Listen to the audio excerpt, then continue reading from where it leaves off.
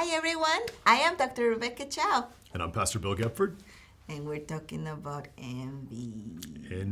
Envy, like one of the seven deadly sins. Not one of the ones that I at first glance thought I struggled with all the time. I think sometimes it's easy to say, oh, that's other people are envious. That's not. But then I began to think about it, and I thought about something that I see happens a lot actually with pastors, which is kind of hard to admit.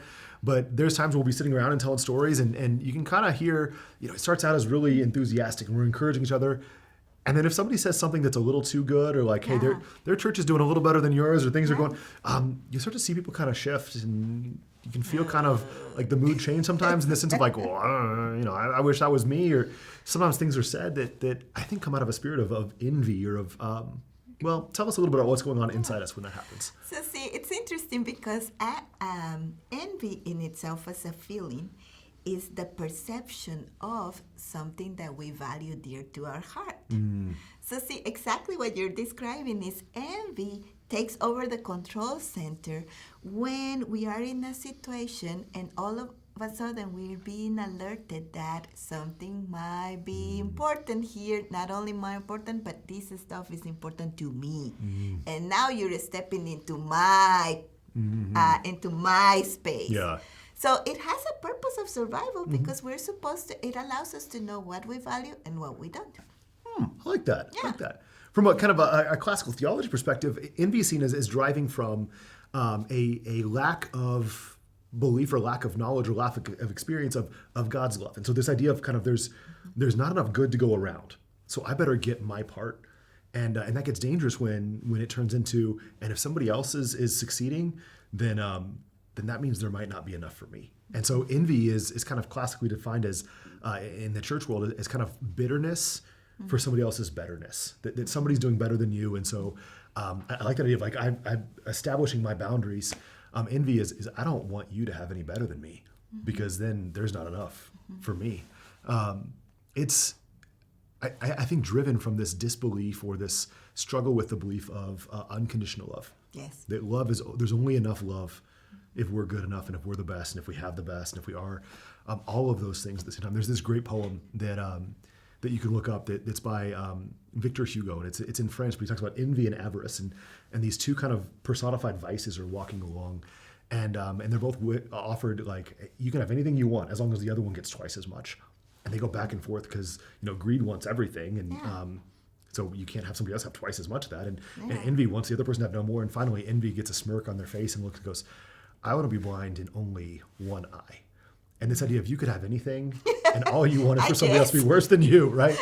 But that's like the theological idea behind envy, right? That we want somebody else worse than us. Doesn't matter how bad it is for us. Yeah. And sometimes, what that's stepping into is in a little bit of our emotions. As humans, we are wired not for connection, but we're also wired for also understanding, okay, what is my specific role into this situation that I have on? And sometimes socially, that's where envy comes in because we're trying to find our ways around that social stature or that social relationship that we're having. I like that idea of finding our way in that social relationship. When I think about kind of envy in the Bible, I mean, there's a lot of examples, but one of my favorite is just kind of this soap opera moment. It's in the Old Testament, and it's the story of Jacob. And Jacob and Esau, kind of big popular characters in the Bible, but Jacob falls in love with a woman named Rachel. He loves her, and he's willing to work for 7 years for her. And then his dad tricks Jacob, or her dad tricks Jacob, and so Jacob wakes up after the wedding and realizes he married the wrong sister. And there's a lot of you have to understand kind of religious and wedding culture from back in the day. But he wakes up and realizes I married the wrong sister, and he's furious. And he works 7 more years to marry Rachel, and their family becomes so distraught with envy. Leah, the older sister who marries Jacob first, envies the love that Jacob has for her little sister, that he would work for 14 years for her now. That's amazing. But then Leah begins to have child after child after child, and Rachel doesn't have any children. And she envies her older sister Leah for these children. And both sisters, both wives kind of get into this baby race, and it's this picture of envy and how it destroys families. When what could have started as a romance story of a guy who's willing to work for 14 years who sacrifices so much for this woman that he loves, suddenly turns into this horror story as envy takes root. Yeah. Yeah. So as we're wrapping up envy, I'm going to give you a mental health tip. What do you got? So what if we were able to see envy from a strengths perspective? That means focusing on the positive part of envy. This week, use an opportunity to tap into your envy. So give envy a voice. What is what you're looking into someone else that you're thinking, oh, I wish I have that? Take a step to see what can you do to get you to what you want to do for achieving that goal. Sometimes envy can be good because it can allow us to know and set goals about things that we can achieve if we just try a little bit harder, or if we put emphasis on some of the things that maybe could be more of a positive turn for us, right? And I think one way from a spiritual side that we can handle this that doesn't is just a simple 4-word prayer. Lord, bless them and fix me.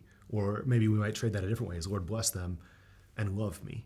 And the idea of we are loved and we are enough and we don't need somebody else to be damaged by that, but also that we're going to pray for connection with them, that our envy is going to help us understand our boundary, but not drive us to destroy our relationship. Okay. I'm going to try that because this can be challenging. Me too. Anywho, thanks for joining us. Bye.